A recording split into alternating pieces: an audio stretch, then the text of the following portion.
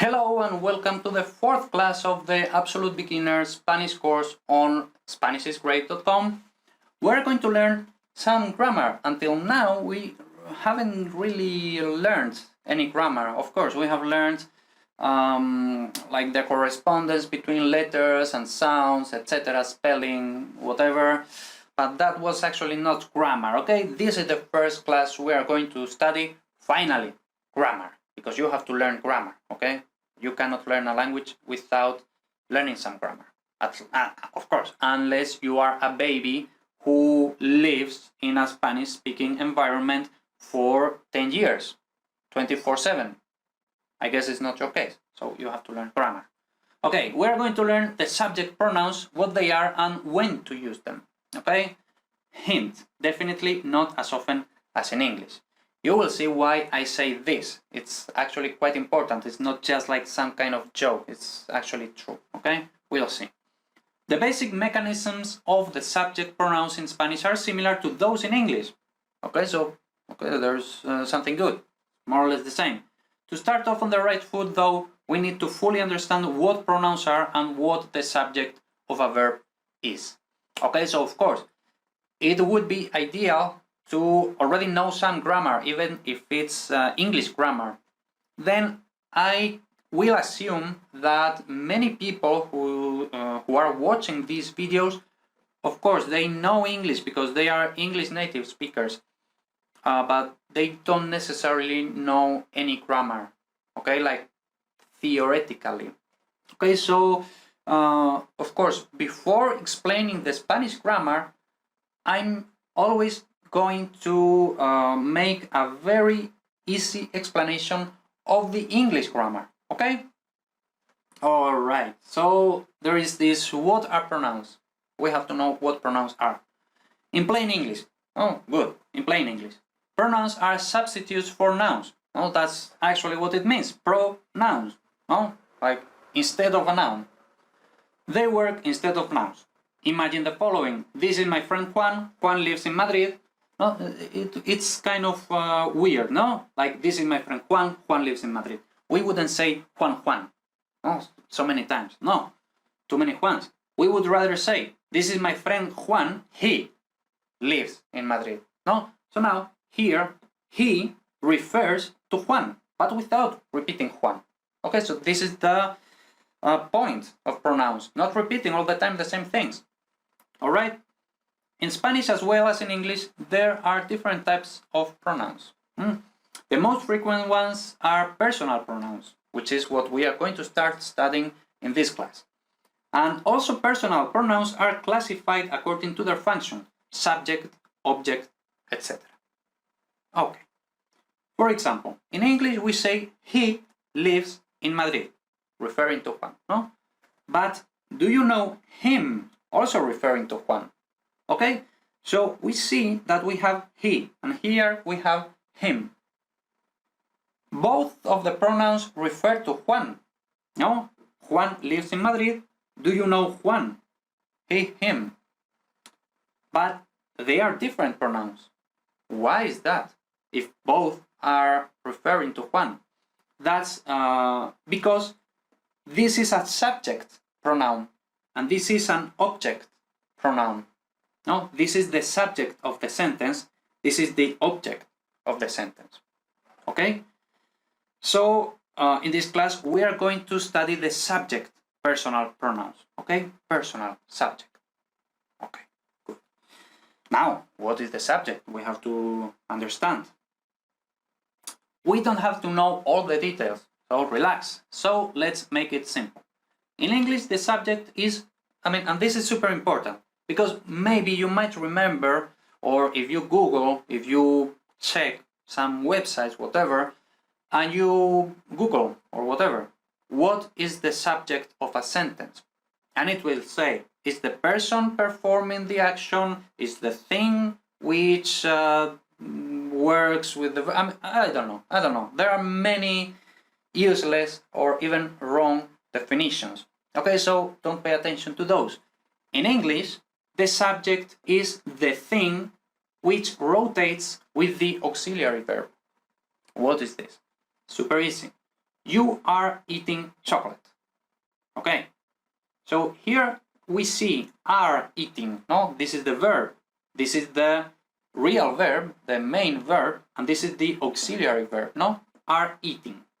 Okay, so this is the auxiliary. If we change this into a question, you see that it rotates. Okay, so you are you.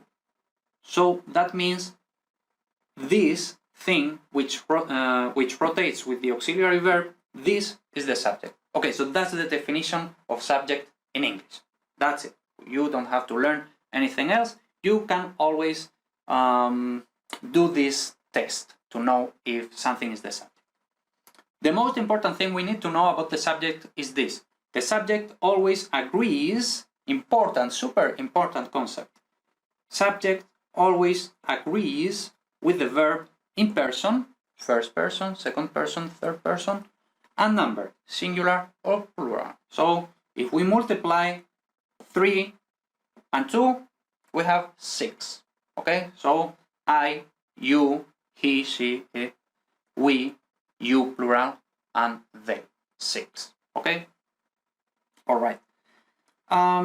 Okay, so we're going to see super easy what this subject always agrees with the verb means. But this is super important, okay? For example, in English, we say, I am, you are, he is. So we can see that when I change I, when I change you, when I change he,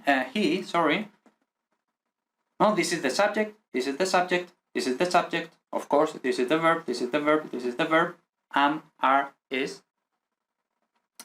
If I use this, I have to use this, and vice versa. If I use this, I have to use this, unless I'm some kind of pirate, no? But usually, yes. You are. We don't say you is, no? We don't say he are, no? So you see that when I use this, I have to use this, always, no? One changes, the other one changes too. This is agreement. Agreement. The subject agrees with the verb. For example, also like if we go to, for example, love, no? Love, the verb to love, no? And we say, for example, I love. Or I can also say we love. But what happens if I say he? Then it's loves, no? Loves. Why? Because the third person singular in English requires the verb to have an S because of agreement. Okay, so this is pretty much what agreement is. And also, I'm going to be talking about this, using this concept quite frequently, so we have to remember agreement. In Spanish, concordancia, agreement, okay? And it's very important, even more in Spanish. So we saw how it works in English. It works even more in Spanish. Okay, so we have to really know this. I think it's quite easy, no? But okay. Now, subject personal pronouns. Now we can learn the Spanish subject personal pronouns. Please notice that the following table, this table here, represents the pronouns used in most of Spain. Remember, I'm Spanish, I'm not Latino, I'm not Mexican, I'm not Argentinian, I'm not Colombian, okay? I'm Spanish. So, of course, I teach my variety, which is pretty much the same everywhere, but this is one of the things which is a bit different between different varieties of Spanish. But it's totally fine. Everybody understands everything, right? Okay, so a Colombian will understand me, I will understand a person from Chile, whatever, okay? So yeah, we are going to study the Spanish pronouns. And as I was saying, like in other varieties, for example, Mexican, Colombian, Argentinian, etc., even inside Spain, there might be small differences, but mostly here in vosotros, vosotras, like you plural, okay? But other than that, most of the things are the same everywhere, okay? So here we have this table, again, quite a straightforward table. Here we have the Spanish pronouns, here we have the correspondent English pronouns. So we see yo, I, tú, you. If we check, I mean, if you are a bit curious or even language geek or something, you see that this two kind of looks like Old English thou. That's not a coincidence, okay? Well, okay. We are not going there. So, yo, tú, él is he, ella, she.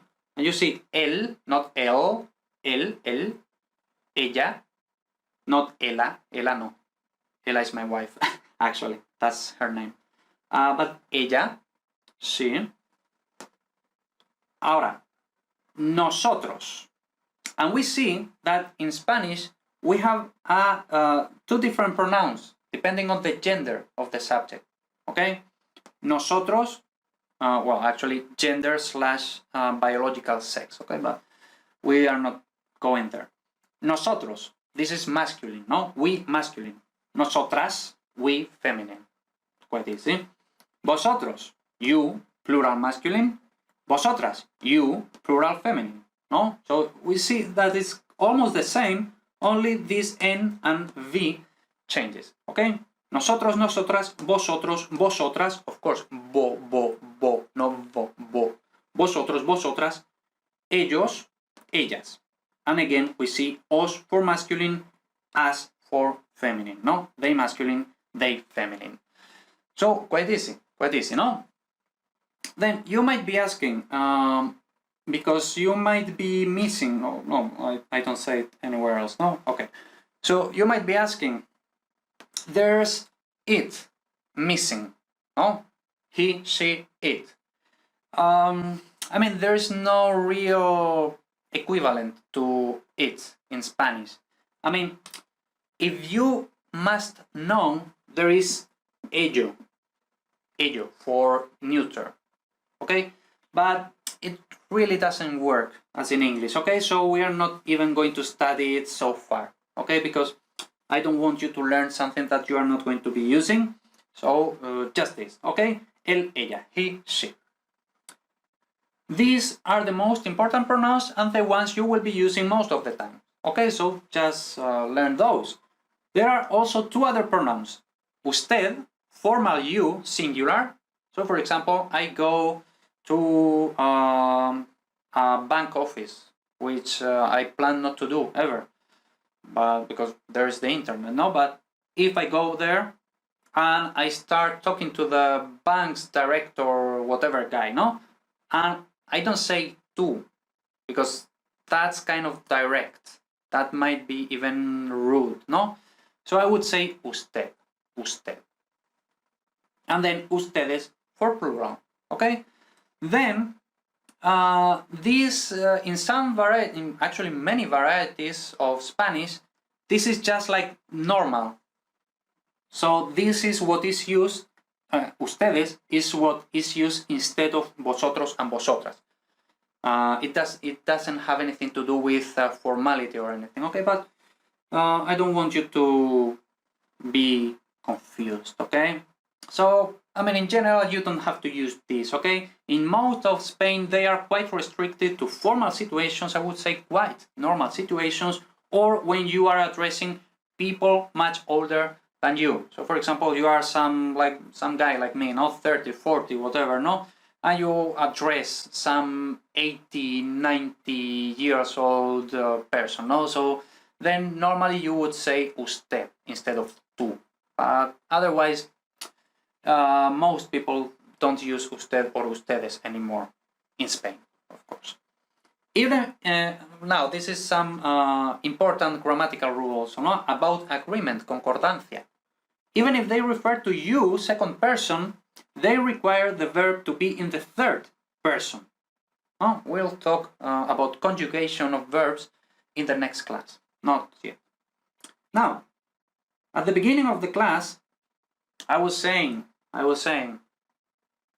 in English, people use the subject all the time. In Spanish, we don't do that, okay? So, when to use subject personal pronouns in Spanish?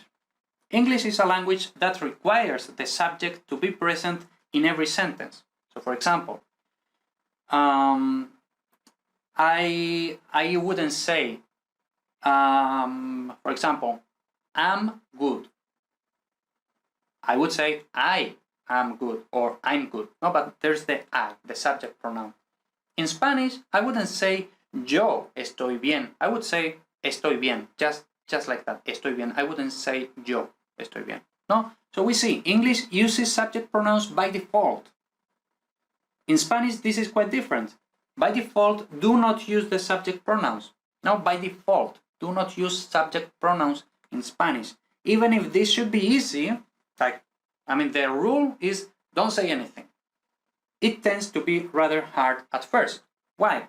Because you are used to be using subject pronouns all the times in English, no? So when you are speaking Spanish, you are saying like, yo estoy bien, yo. No, okay? We don't say yo all the time in Spanish, okay? Or tú, el. No, okay? So try to remember this. I know at first it's going to be hard, but remember. Spanish just doesn't need the subject pronouns because the verbal endings already tell what the subject is, thanks to the agreement. Yeah. So what does this mean? For example, in English, we had love and loves. So if we have these loves, this can only be third person singular. Okay? In English, we only have this. So in English, it doesn't work so well. Of course, then in the verb to be, we have are, is. But for example, if I say are could be you singular are, they are, we are, you plural are. No, so are can be many things. In Spanish, no. In Spanish, yo, tú, él, nosotros, vosotros, ellos. Each of these 6 forms have different endings. So we know by the ending what person is the subject. Okay, but don't freak out about this. We will see this in the next class, etc. No, you will be seeing this all the time. So that's perfectly fine. So I was saying, by default in Spanish, do not use the subject pronouns. But then they exist. So why do they even exist if by default you don't use them? Because they are used, of course. No, this is because they are used. The question then is when to use subject pronouns in Spanish if we shouldn't use them by default. Because there are non-default situations. Okay, so what are these non-default situations? Mostly for emphasis and or contrast. What is this? For example, I say, te estoy esperando. Or, no, let's imagine someone else says to me, te estoy esperando. I'm waiting for you. No, te estoy esperando. I'm waiting for you. And I say, no, yo te estoy esperando. No, so it's not, you are not waiting for me. I am waiting for you. No, so here we say, yo te estoy esperando for emphasis. It's not you, it's me. Okay? Or, for example, tú ve a casa y yo voy al supermercado. Like, you go home and I will go to the supermarket. Okay, so there is tú and yo. So you will do this, I will do that. No, there's contrast. Here is rather emphasis here, and here is contrast. Okay, so these are pretty much the only circumstances where you would use the subject pronouns in Spanish. All right, so that's it. We finished this class and see you in the next class. We are going to start with verbs.